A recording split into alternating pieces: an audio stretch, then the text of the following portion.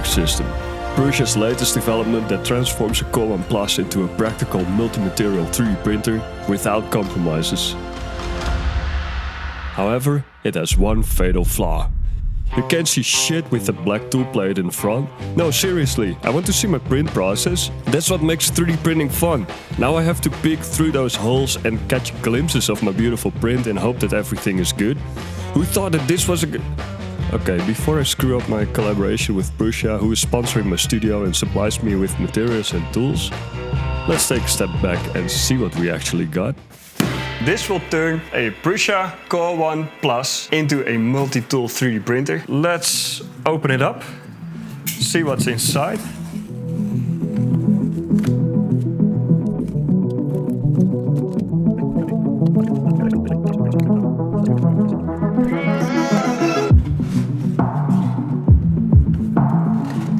My initial plan for this video was to figure out by myself how the system works and be able to create new tools for it, but I quickly realized that this is not as easy as I thought it would be. Before I'm going to fuck this thing up, that would be a bit of a shame.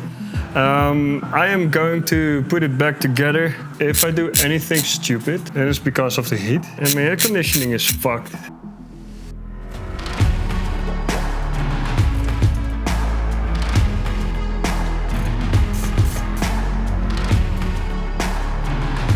There were quite a lot of steps and I had to remind myself that this is the Founders Edition, so not the final product. For instance, some screws were directly placed in the plastic and it was easy to strip the threads. Luckily I have a magazine full of parts, including threaded brass inserts. I drilled out a hole a bit further, melted in an M3 insert and placed my findings in the documentation to help out others.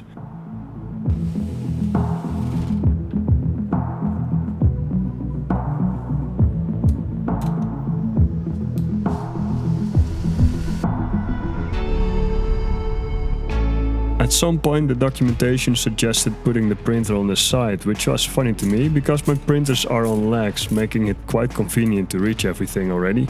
I mounted all the tool holders to the front plate and I can definitely recommend using an electric screwdriver here, unless you want to train your forearms.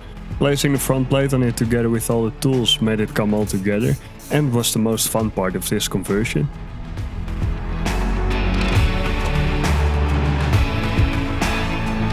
One final touch left, and now I'm among the first in the world to have this system operational.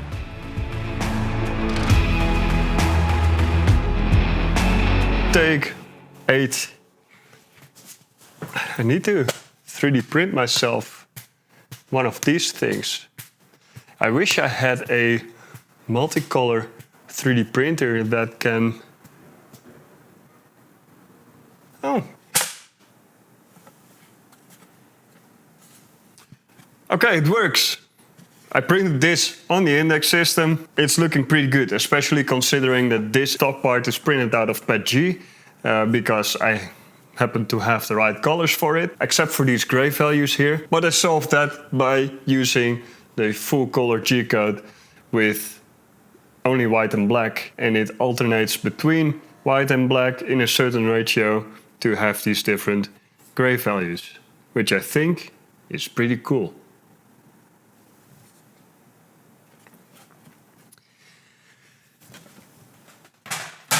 And I also already made the first upgrade for this system.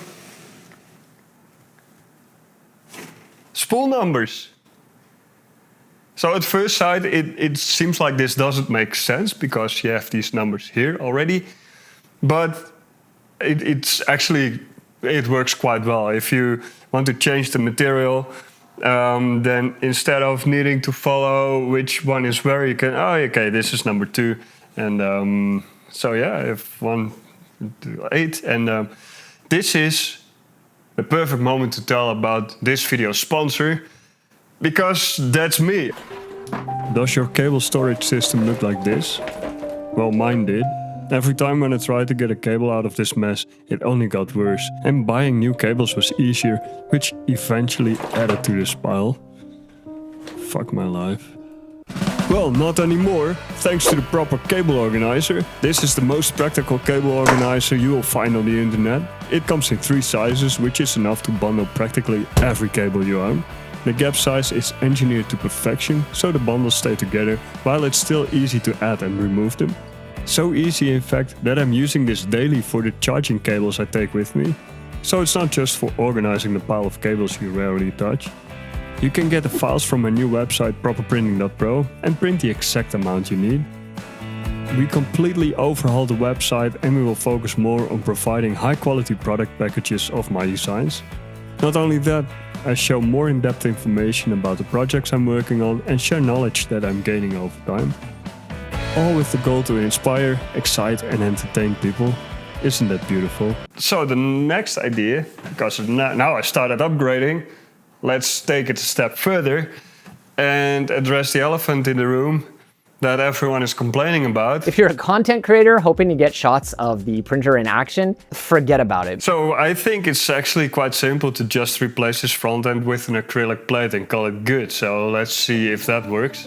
I have to mention though that the final product already has much better visibility as Prusa showed at open source. Still, I think I can do a bit better.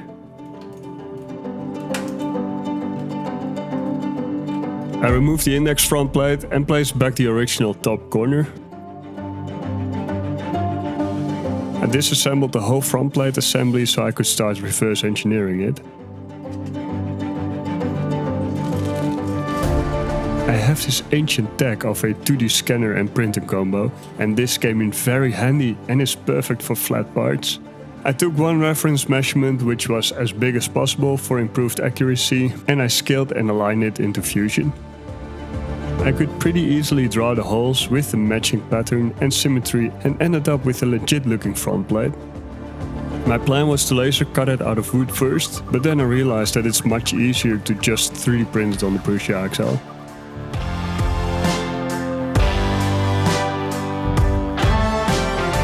I mounted it and it fitted perfectly.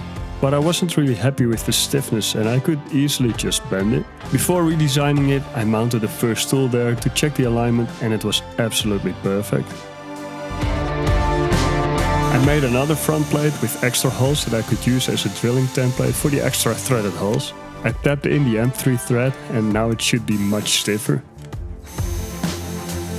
I bought 4mm thick 1 square meter acrylic sheet and roughly measured it out. I thought that I could get away by carving the plate with a knife and snapping it, but that was not as straightforward as I hoped. I had to sit through a safety, awareness or whatever video before I could use my fire starter. One thing I learned is that I shouldn't cut the rough material too close to size. After another frustration cut, it was easier to align the cutting profile. I placed the exhaust out of the window for my neighbors to enjoy my burnt acrylic fumes and started cutting.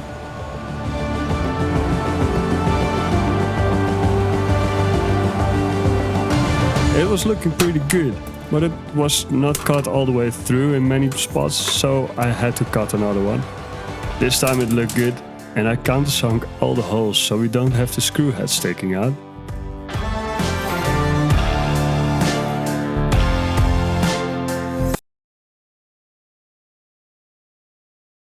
You're probably wondering why I still have the cutouts here. I wanted to keep the original aesthetic, so it's recognizable, which works for the thumbnail. But not only that, I have a fun idea what to do with the LED strip.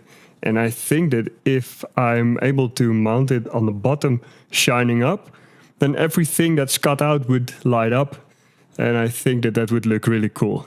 And one thing to note is that in order to replicate this mod, you don't need a fancy laser cutter, because these holes, they are not functional. So the only thing you actually need are the drilling holes. I will add a drilling template on my website, so you can just cut out a piece of acrylic yourself and drill out the holes manually or with a CNC machine. So it's actually should be quite easy to replicate this. Initially I thought that I had to cut out the digits using some kind of stencil font, but then I realized that I have a multi-material 3D printer, so I downloaded the tool holders and modified them a bit just in the slicer.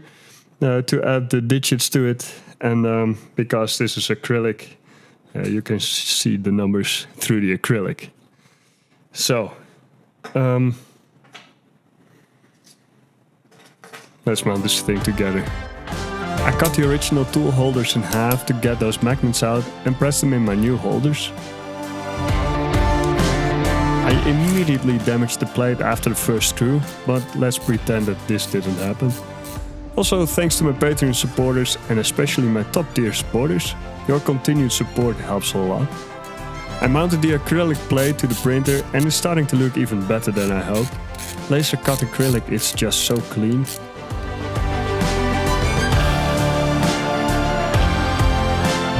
I removed the LED strip from the original profile, and let's just pretend that it was this easy to insert it in the print I made.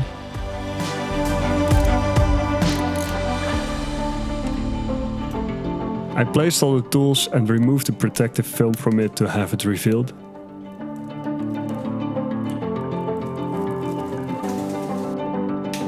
And it looks, well, see for yourself.